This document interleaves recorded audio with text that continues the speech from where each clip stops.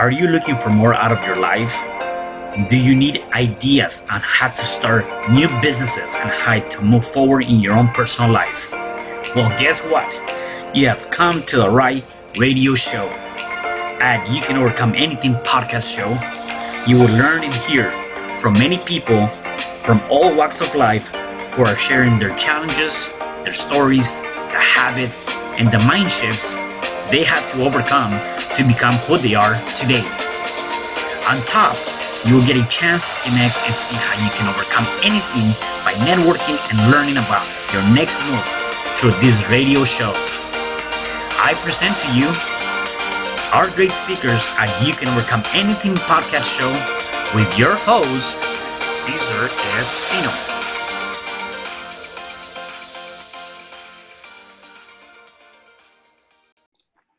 Hello there and welcome back to another episode of You Can Overcome Anything podcast show. It is your host, Cesar Respino, and today I have a special guest. His name is Alexander Olave. Hey, Alexander, how are you?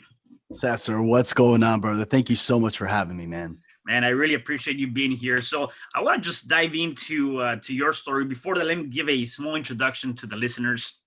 So Alexander, he has been a professional fighter for the last 10 years. He has traveled all over the world. He had it all, lost it all, been homeless to build a multi-six-figure business, teaching others how to create their reality, which is his passion. And I got to tell you, like, even just talking about that for 1 second, you know, gives me this idea of like, man, like we go through a lot of ups and downs, and the biggest thing is that you continue to push forward, right? You didn't, give up the first time that you lost it all or the time that you became homeless. You just continue to go through that. So I want to definitely dive into that. Before that, though, tell us what were you born in and what is your upbringing? Absolutely, man. So I was born in northern New Jersey. I'm a Jersey boy. And I grew up in Northern Virginia. My father was military. Okay. So that's kind of where we grew up. It was a rough upbringing. I'm not going to lie. It's not like one of those really like happy, oh, I had a really good childhood. My mother was a drug addict. She was a stripper. My dad was in the military. He was very abusive, got out, became a cop. And as you can imagine, without even diving really deep into that, as you can imagine, that's not a very good and sustainable environment for a child. So there was a lot of violence, a lot of drug abuse, a lot of, so it wasn't this like happy go lucky story. It was, it was like, cool, we're just surviving, man. We're just trying to figure out how to, how to survive this thing. And it kind of built me. It's so funny, Cesar. I say, if none of this happened, everything in our life happens for a reason. If none of these experiences happened to me, I don't think I would have became a professional fighter. I don't think there would have been that calling to step into that limelight. You know what I'm saying? So, yeah, man, I could ramble here. I could go on and on. No, that's good. And I was going to ask you that, though. A lot of times, we as people define our childhood as part of our future self, right? And some of that can really impact you in a I would say in a negative way per se, versus in the other one, in your case, again, like you said, that led to you becoming a professional fighter. And I talked a lot about with other people where really at the ages of between 1 and 7, that's when your mind is really absorbing everything that's going on, right? And so if you don't heal any of that stuff or you don't do anything about it, without even thinking about it, you're growing up to be a particular type of person because of those experiences, right? And so obviously for you became a professional fighter. When did that passion become a passion for you? It was okay. So let me back up a little bit. I left home when I was 16 years old. So I had to fend for myself. I got a master's degree, did the whole online college thing. By the time I was 21, I had a master's degree. But here's the issue. Wow. I was fat and obese. I was 250 pounds. I was lazy. I had no goals or motivation for life. I was a security guard working for Northrop Grumman, Lockheed Martin, all those government contractors. I thought I was going to become a cop, right? Got a degree in criminal justice, blah, blah, blah. It was I had an epiphany watching Brock Lesnar versus Alistair Overeem. Amazing fight, 2012. It was sometime during Christmas. And I was like, you know what? No, this is it. I'm gonna lose weight this year. I'm gonna become a professional fighter. And my fiance at the time, I'm watching the pay-per-view and I'm telling her this and she's looking at me like, you're crazy. We're no longer together, right? Yeah. But I can see why. So that was my motivation. I was like, okay, cool. I'm 250 pounds. I'm obese. I can't run a mile to save my life, but maybe I can hit a bag to start sweating and lose some weight. And that was the motivation. And that was the spark of it all. And it manifested into an amazing career that people told me that I was crazy for believing. Right. So it goes to show that if you have an idea, no matter your situation, no matter how far away that may seem, it's so possible. I can't even tell you, Cesar, being 10 years ago, being 250 pounds, thinking that I was going to be a professional fighter who got to travel the world. It's completely humbling. It's completely, it goes to show the power of manifestation and the power of your thoughts. Thoughts are things, man. They truly are. Yeah, and so let's talk about when you left at 16. What was the reason of you leaving home at such an early age? So I had been with my mother and my stepfather, and they were very bad drug addicts. My mom and dad got divorced, through their relationship, and my mom ended up getting with another drug user. So their house got raided while I was living with them by the FBI, the DEA. There was like 50 lawn and, pointing guns at me. Hey, get up, blah, blah, blah. And I'm a kid, you know what I'm saying? I'm like 13 years old. I got taken to foster care. And I lived in the foster system for about 2 years. I lived with some amazing people. Like I couldn't, like being a kid at, 13, 14 years old and not understanding what's happening to me and not really having any love or confidence for myself. These people came in, they picked up a broken child and completely healed him to teach him the power of self-love. And that's what they taught me. It was a gift from God. It was Easter Sunday. Our house got raided. Easter Sunday, our house got raided, and it was a gift from God that I got put in that environment. See, it's crazy. You said it in the beginning. We can either learn to use, and you didn't directly say this, but this is what I got from what you said. You can learn to, take what you have and be victimized, or take what you have and look at it as a gift. Like, wow, this is incredible. And that's exactly what happened. So the state, my dad fought the state to get me back, and he won. And I'm like 15 going on 16 this time. And, as you can imagine, coming from that abusive past into, a teenager who thinks he's a man, I'm a machismo, there was going to be some heat and some fuego, there was going to be some fire. And there was, and so it got into an altercation where, me and my dad got physical. God bless me. My dad have an amazing relationship today. It's incredible. It's incredible the way that, the universe, God, juju works. My mom and my dad, I have incredible relationships with, but we got into a fight and he put his hands on me, and I regressed at that moment to just being a kid and getting the shit beat out of me. And I picked up my guitar and boom, jammed it through his head. Right. And, the cops removed me from the house, and I decided right then at that moment that I was just going to do life on my own terms. 16 years old, out of the house. There we go. Yeah. I got to tell you, I listening to the story again, I've seen, even growing up myself, I've seen people that have gone through different experiences throughout life. And then again, they take that experience and they turn that into, not because they want to, they just turn that into this life of bad choices or bad decisions or whatever the case may be, right? And a lot of times that is the society, it is circumstances, it is whatever is surrounding you, going back to that victim mentality, though, although you don't recognize that, and you fall into some really bad habits. I guess one of the things that I'm hearing a lot is that although that could have very well been you, you've also made a lot of great choices throughout that experience. And so I guess my biggest thing is, how do you have the mind or the mentality to be able to say, you know what, kind of looking at the circumstance and say, this is my better choice than going this route, right? Because at the end of the day, that's what really shapes us. And when you're in an environment such as the one that you were, you can go either or, right? So how do you, from a kid's perspective, right, at that time, how are you making those decisions that really led you to where you're at now? It's kind of like the hot stove analogy, right? Okay. Tell you don't touch the hot stove. Don't touch the hot stove. So you touch it, then you're like, oh shit, this is hot. Can I curse on here? My bad. Yeah, you can. Yeah. This is hot.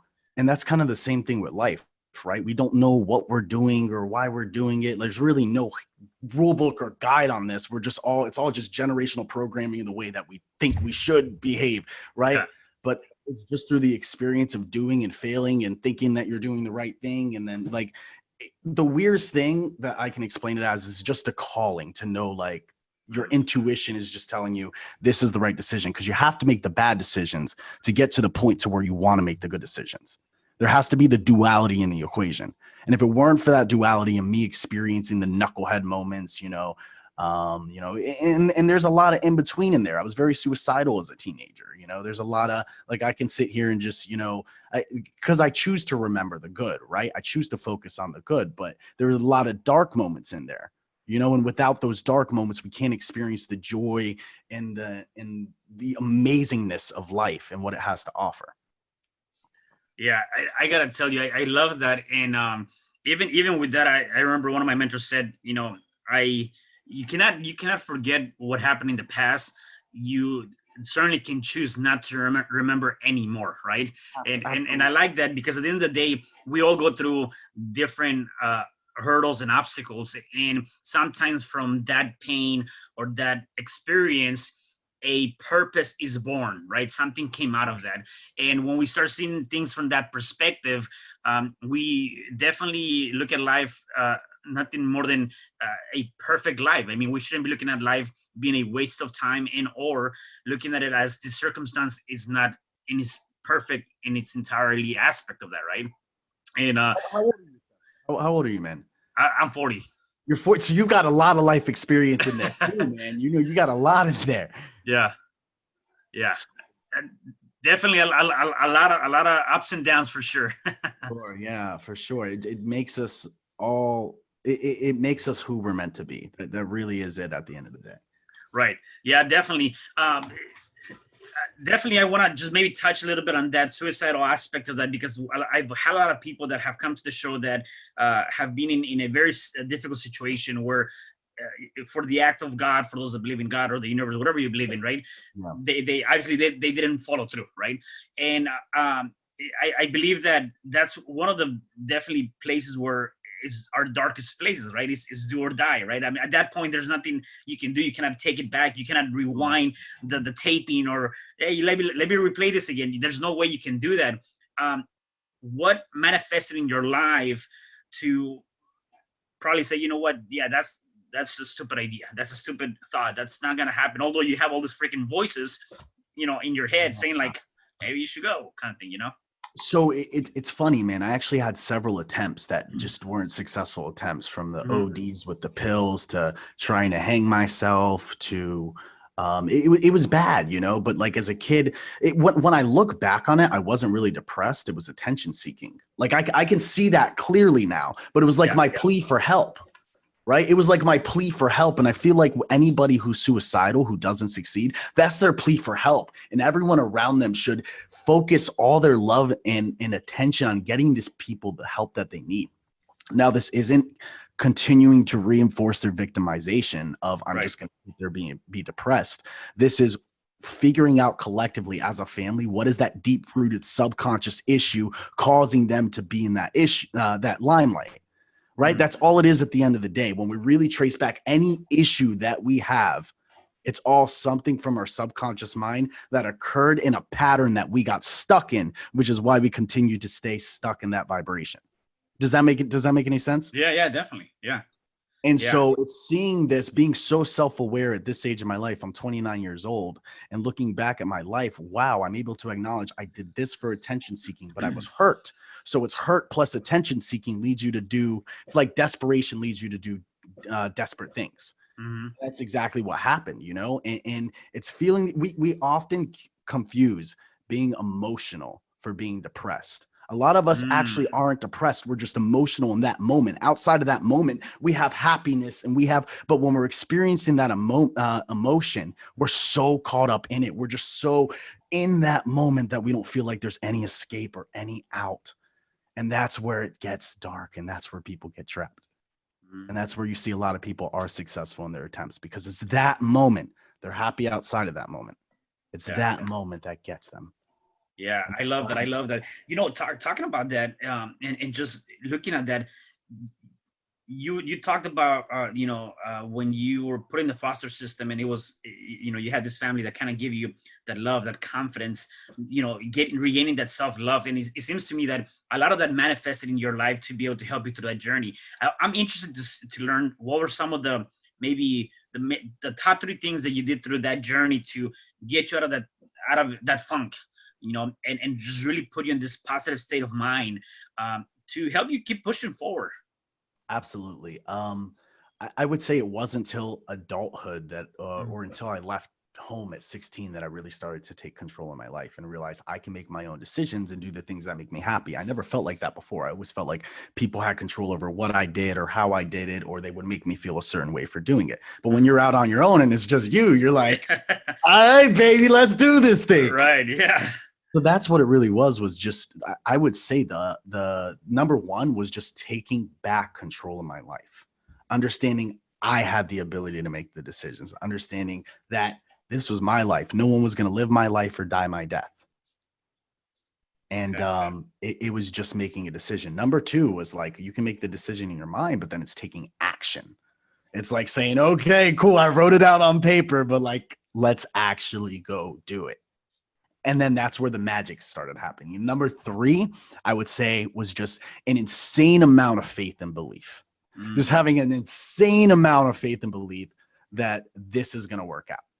And that right there, those three components, that didn't just get me out of darkness. I've used those three components for every single thing in my life, from manifesting the professional fighter, from manifesting the businesses, I've used those three, that I guess you could say a 3-step process to manifesting anything.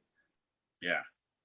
No, I definitely love that. And I want to kind of add more to that. I always tell people that the decisions and choices that we make today are going to determine the quality of life that we have tomorrow, right? And so it comes down to just deciding and making that choice. I think Jim Rohn talks about it too. It's like, just decide, just make the choice. And if you realize that you made a bad choice, don't dwell on that forever. Just get up and change it again, right? And you're gonna learn pretty fast that it was a bad choice or decision. Nevertheless, though, sometimes I realize that we get hung up on making that choice, right? Because we're so afraid of the aftermath. We're afraid of what's going to come after the fact, and therefore we don't even make the choice. And now we're dwelling on that idea there.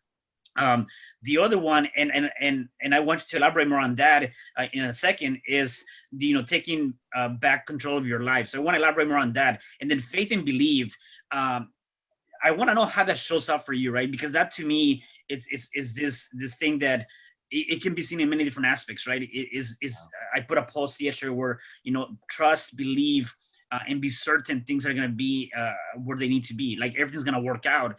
And so even taking back control of your life and having faith and belief, like, that can be something very difficult to do when you're going through some challenges, when you're not seeing the money coming in. If you're an entrepreneur, where your boyfriend or girlfriend left you, your husband or wife left you, you're like, how can I take back that control, or how can I have that faith and belief when everything seems like it's falling apart? So if you can elaborate on that through your experiences as to how someone can actually do believe and have faith and do take control of their life. That's a great question, man. That's a great question. Wow. Wow. I think it all boils down to understanding that you're going to lose something in the process. You're going to lose something in the process, whatever it is. Like, you're dealing with a conflicting decision, your back's against the wall. You have to lose something in the process, and it's being okay with it. It's being okay with losing the house because you understand you need to make a decision for you. It's being okay with letting the car go because, you got to focus on paying something else to get you somewhere else. It's okay to lose things in the process, because you're not going to lose it forever. Life goes up, down, and you're just down on your way up. Mm-hmm. That's what people need to remember.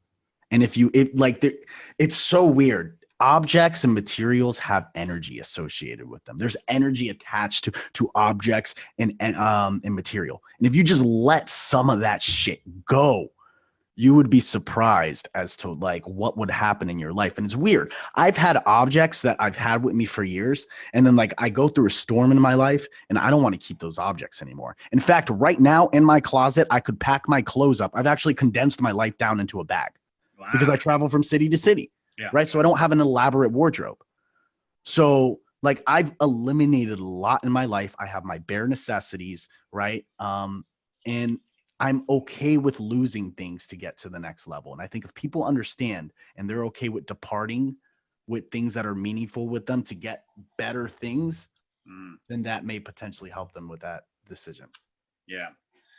And the other thing too is, we can lose the I guess the relationships, we can lose the car, we can lose the money, we can lose the house, and all of that. Like, as you said, we can always come and get that back. The one thing we cannot get back is that time that we lost. So if we're dwelling on something, that time is gone, and that's the end of that. Yeah, I love that. You're going to lose something in the process. I never seen it in that aspect, and you got to be okay with that. And that's definitely a good point to take on for those that are listening and watching this. Let's talk about your wins, right? So, professional fighter, you have a good business going on. Tell me about those two experiences. Oh man, where do you even start? the wins. I love the wins, baby. Yeah. Man, the professional fight career has been amazing. I can't tell you, when I made that decision in my gut to just gun it and go for it, everyone looked at me like you have to imagine a 250-pound obese man who's not athletic saying he's going to be a professional fighter, believing it, and then everybody watch him go through the transition. I'm stepping out as a person and walking you through this because it's amazing.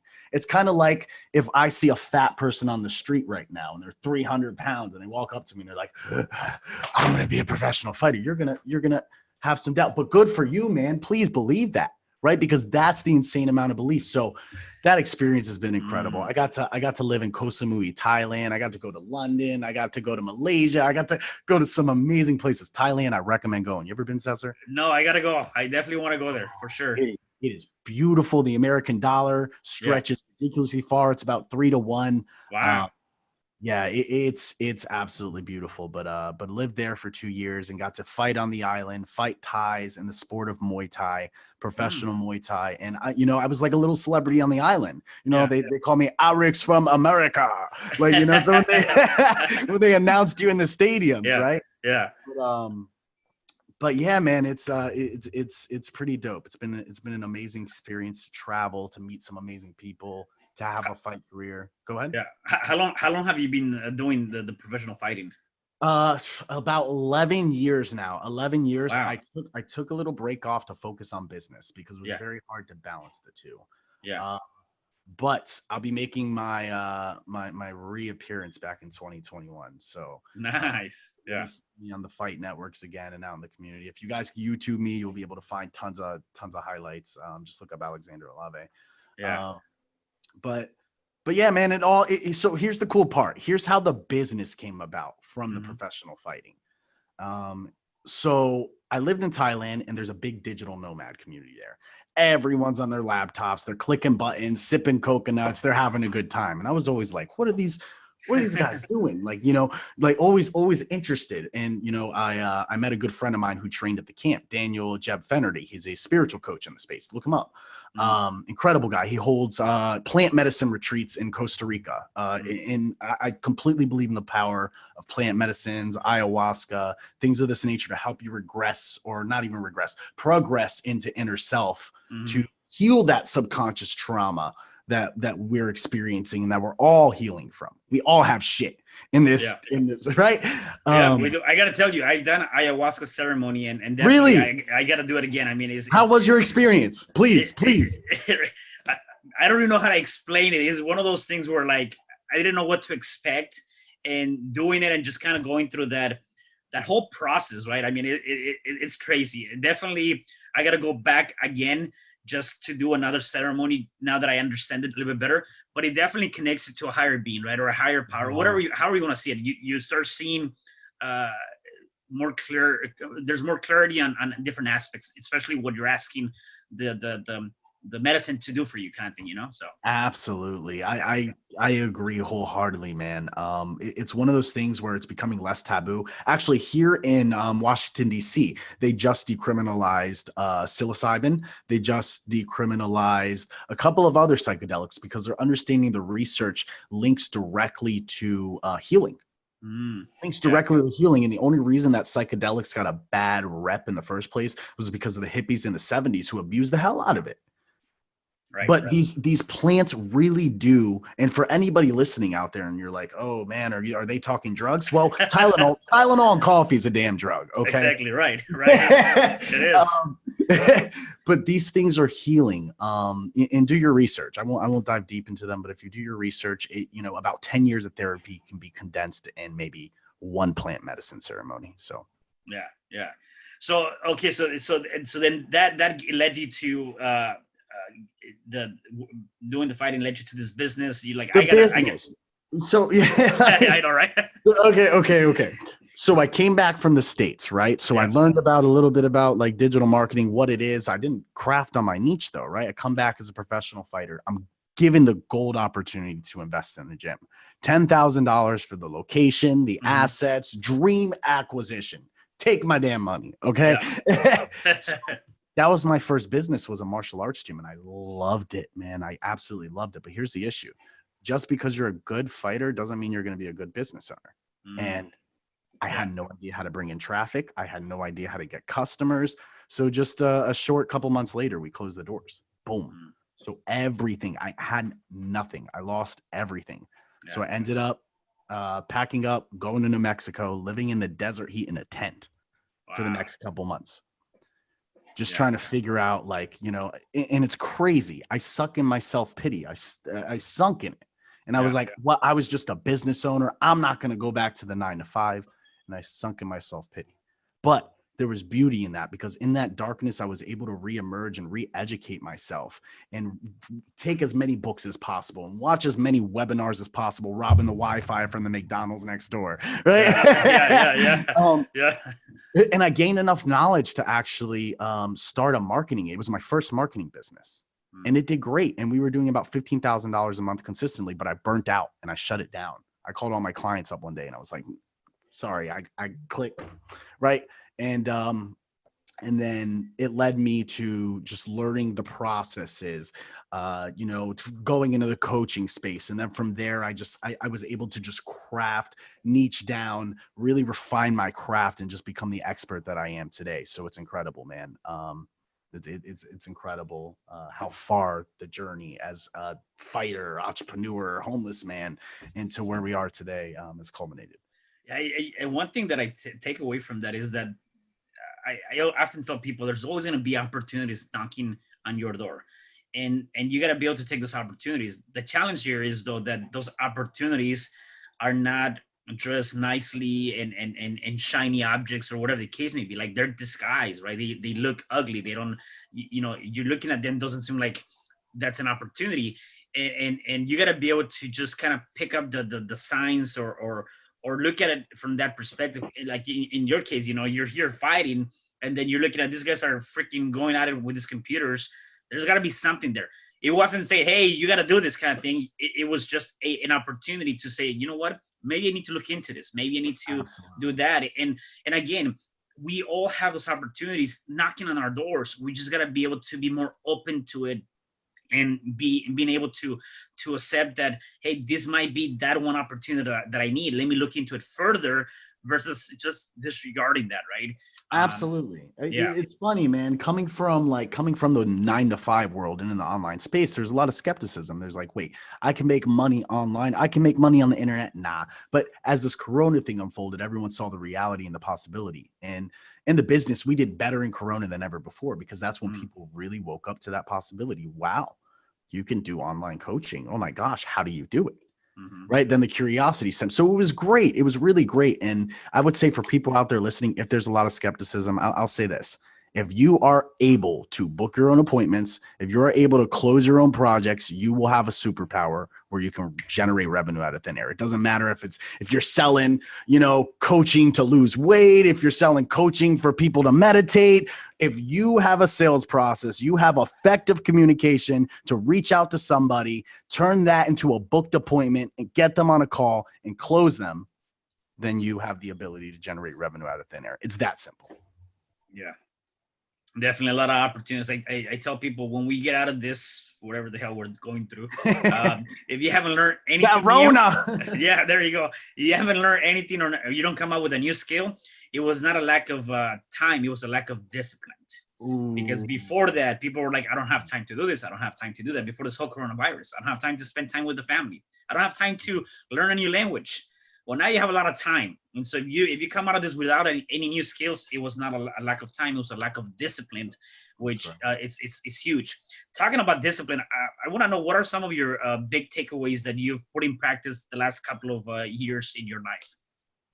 Ooh, as far as discipline, pertaining to discipline, I'm a little hard on myself because I always feel that I could be a little bit more disciplined. I don't sit here and say I feel discipline is really important, but damn, could I work on it just a little bit more? Yeah.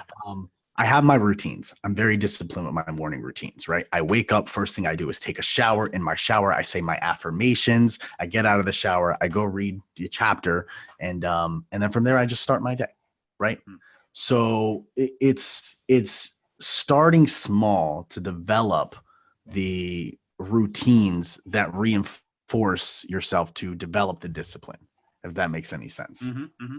Right. Yeah. So we want to develop the habits that reinforce the behaviors that allow us to become the action that we want to become. Yeah. Going down the rabbit hole here. Yeah, no, definitely. Yeah. No, and that's actually pretty awesome. Every person that I talk to that have had some sort of success, and again, success can be either defined by either monetary aspect or just success being happy in life and having everything you want, right? At that point in terms of happiness and joy and self-love, have always talked about having some sort of habits. Tony Robbins refers to them as rituals, right? So having those rituals, having those habits that are on a daily basis consistently, right? I mean, sometimes I myself, sometimes I might forget to do my affirmations just because I'm traveling or something like that. It's not every day. It is though freaking 98% of the time that I'm doing those things, or whatever the case may be. Is more often so doing them than not doing them. And it's really talking about that, right? I similarly have something too. When I get up in the morning, I go out for a walk. I do my affirmations. I do a little bit of listening to affirmational audio books or things of that nature, and then I come down and I journal, and then I start my day. Right. So the first 15 minutes are very, very critical, at least in my opinion. And actually is scientifically proven that the first 15 minutes when you wake up, your mind is more open to suggestions. Anything you put into your mind. And so the people that are getting up and the first thing they do is check their phones or go to social media, you're already programming the mind with all this crap that is not really helping you or serving you. Yeah, same thing when you go to sleep. The last 15 minutes, you want to put some good stuff in your mind so that you can go and dream about those things and you can start thinking about that. Versus a lot of times people say, well, I had this bad dream, and I'm like, well, what was the thing you did before that? Well, I watched a scary movie. I'm like, well, there's the answer, right? That's what you had at the end of that. So yeah. So what's next for you? What do you have coming up? Besides you talked about going back to fighting 2021. Definitely want to check that out. What are some of the things that you're working on? Absolutely, man. Just scaling the business right now. Just really scaling the business. Brought in a new fulfillment team. So before I was completely everything in the business. I was wearing all the hats. And then I think it's figuring out once you develop out the systems and your standard operating procedures on how to scale, that you can really start to grow your company. You can't grow your company when you're doing all things. So I've completely stepped back. I brought in the team. So now it's just managing the operations and just really scaling this bad boy out. So I'd like to say right now that within the next 6 months, we'll hit 7 figures. So wow, nice. I'd like to say that. I'm looking at my board. I set our revenue projections at 720 for the year. We just redid them. We said, okay, cool. Let's just, we can do 7 in the next 6 months, especially with the fulfillment team. So let's just go crush it. Right. Yeah, that's awesome. So you offer high ticket coaching, building sustainable digital ecosystems, and this is for like businesses, small business, or what kind of customers do you have? Absolutely, man. Absolutely. So actually there's two sides of it. We have our done for you agency and we have our coaching program. Our coaching program, what we're going to do is we're going to teach entrepreneurs how to build a sustainable ecosystem. What the hell does that look like, Cesar? What the hell is a sustainable ecosystem? Let me break it down. All right. Let me break it down for you. Do you mind if I do a screen share? Is that cool? No, let me see. Hold on. Let me see. I'll break this down. Let me give you guys a visual, because if we can define what an ecosystem is, I get so excited talking about this shit. Yeah. yeah, definitely. All right, hold on. Okay, go for it. Cool. I'm gonna make this super simple here. All right. This is my digital ecosystem. Ta-da! Boom. Can you see my screen? Yeah. Okay, awesome. So what is your ecosystem? You have to break it down in a couple channels, right? What are your traffic platforms? Where are you getting your traffic? What are your sequences that are going to generate you your leads, right? And then what is your automation on the back end to be able to follow up with these leads? Because you can't just have traffic come to the pipeline and not have the ability to follow up with them. You need to have sales in the process. Your funnels aren't going to sell your shit for you, right? Because there's going to be people that fall off in the process. You may get some conversions, you may get some buyer leads, but you're robbing yourself of any potential revenue on the back end. Let me explain. If anyone comes in through my process and they buy my, my mini offers, I'm able to organically reach out to these people and say, hey, Bob, I saw that you bought the $47 course. I just want to see how that's working for you, and pre-qualify him for a higher ticket item. So people, when they don't have or rather coaches, agency owners, and consultants, when they don't have their digital ecosystem locked in, they're robbing themselves of potential revenue. But the issue is a lot of people struggle where to even start. There's ads over here. That's a conversation, right? There's YouTube ads. That's another conversation. There's, oh my gosh, how do I build my funnel? Oh my gosh, how do I put in a CRM, or how do I, what does the copy need to be for the email sequences? How do I have a sales process? How do I close better? How do I book appointments? There's all this conversation. But if you have an ecosystem, you understand how these components work in your business. And this is what we build out for the coaches that come into our process. Our Done For You agency completely takes care of all of this for them and give them the closers in the process. Yeah, so I love that. What we're doing, man. In a nutshell. Yeah, it looks pretty intense, and I love that. That's pretty awesome. So if people wanted to work with you, where can they find you? Absolutely. Go to aoelite.com. AOELITE.com. Cool. And we'll have all that in the comment section sections for people to see that. I have a note here. I have a couple more questions for you before I let you go. And you said people can create any reality they desire with these three things. And I'm assuming those three things were the taking back control, making the decision, and have faith and belief. Actually, yes. And there's another three that I wanted to touch on. Just the product, process, and offer. That's it. If you got a product, you have something that helps people. You have a process, you know how it's going to help them, take them from A to Z. Let's say you're a mindset coach. A, they come into press. Z, they're happy, right? So you got your process, and then you got your offer. How much is it? What's it do? Right? Then you've got three things to go out there and be able to go sell into the market. That is how you're going to be able to generate revenue. So product, process, offer. Boom. Product, process, offer. I love that. PPO. Cool. Awesome.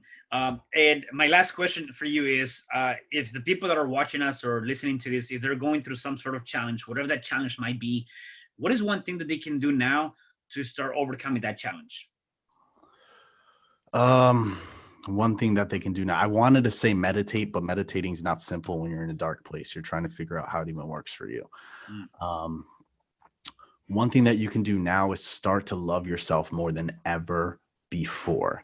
Start to go do things that make you happy. If you don't know what makes you happy, give yourself 5 to 10 minutes. Just sit and think about it and just let the answers come to you.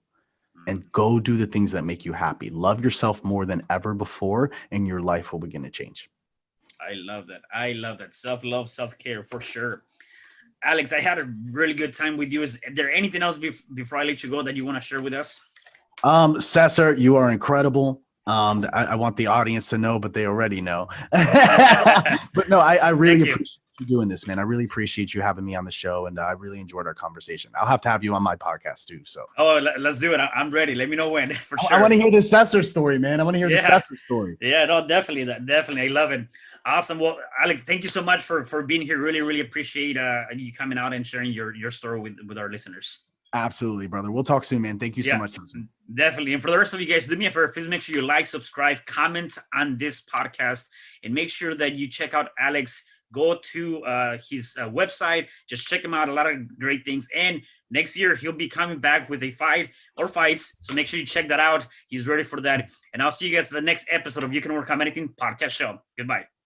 Hi, I'm Cesar Espino, real estate investor, business coach, and consultant, and author of the book, You Can Overcome Anything, Even When the World Says No. My number is 424-501-6046. In my book, I talk about making the necessary changes to shift your mind for prosperity and certainty. Pick up your copy at Amazon. I also love helping families with their real estate and can purchase your house fast and all cash. Follow me on Instagram, Facebook, and LinkedIn. My number is 424-501-6046.